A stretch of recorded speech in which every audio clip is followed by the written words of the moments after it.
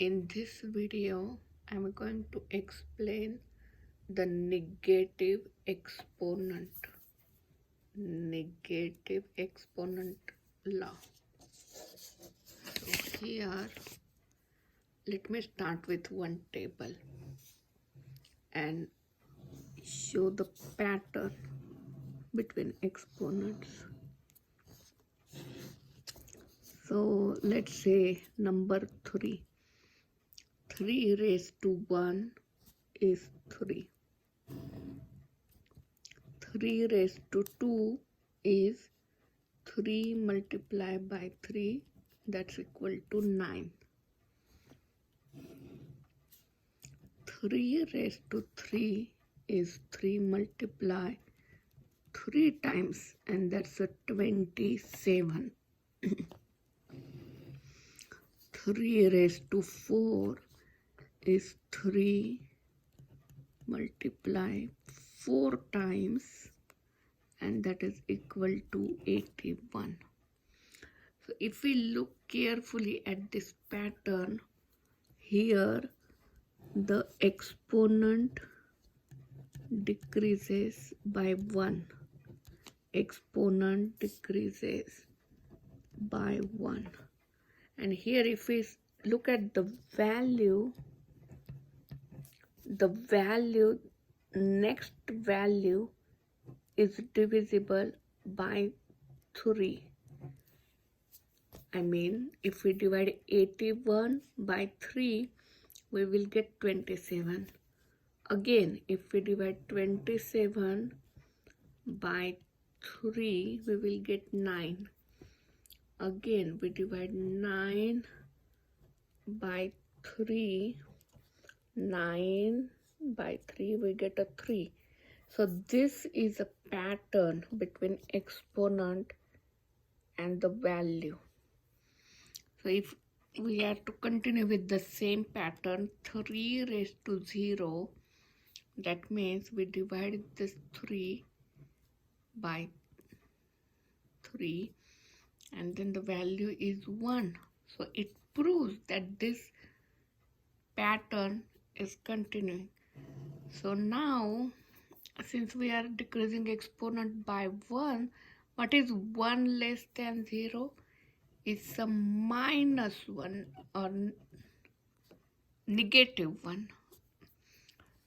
So again, I divide it by 3, and that is 1 divided by 3.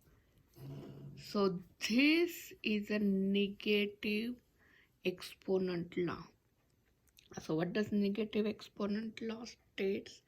It states any number when it has a negative power, you can write the number as 1 divided by same base but positive power. If you look here, 3 raised to minus 1 is 1/3. I just proved it with this pattern. Decrease exponent by 1 and the value decreases by 3. That means you divide by 3.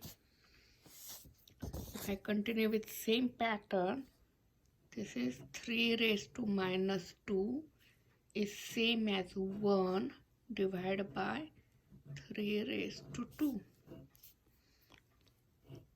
So here this is little difficult to grasp, but any number with the negative power can be written as 1 divided by the same base but with the positive power.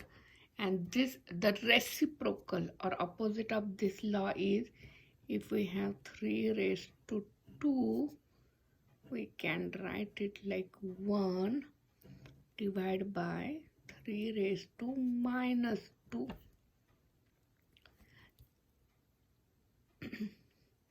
So this is all this law states.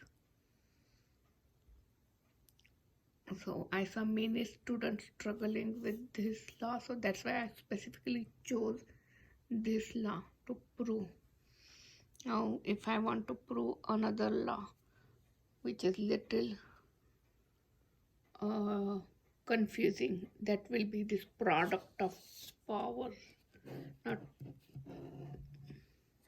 so when I have x raised to m, the whole thing raised to n. So I'm going to trying to prove this law with the real numbers. Let's say I have 5 raised to 3 and the whole thing raised to 7. So what does this number means? This means I have 5 raised to 3 multiply this term 7 times. So I have to write 5 times 3 7 times.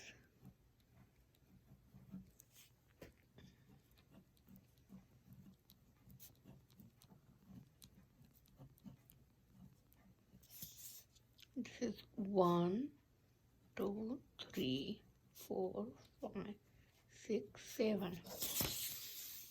Now I can write 5 raised to 3 same as 5 multiplied by 5 multiplied by 5. Then I can write this 5 raised to 3 as a 5 multiplied by 5 multiplied by 5. So this is my first term. This is my second term. So I keep on doing this total 7 times.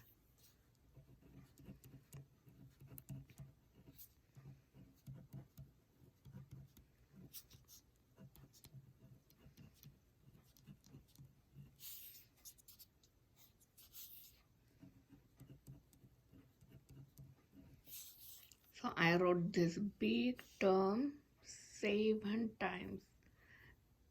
So if I want to simplify this now, how many times do I have 5 multiply? So 1, 2, 3, 4, 5, 6, 7, 8, 9, 10, 11, 12, 13, 14, 15, 16, 17, 18, 19, 20, 21. So this is same as 5 raised to 21. If you look over here, this is same as 3 multiplied by 7. 3 times 7 is 21. So here I just proved that this law works.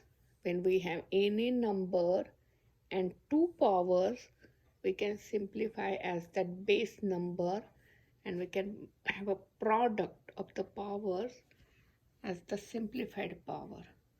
So this is what I just proved. M raised to n is same as x raised to m multiplied by n. So I proved 2 laws just now. If you have not understood it, read it again. Watch the video again. X raised to a is same as 1 divided by x raised to minus a, or if I have number negative power, x raised to minus b can be written as x raised to plus b. And this x, b, a, those are whole numbers.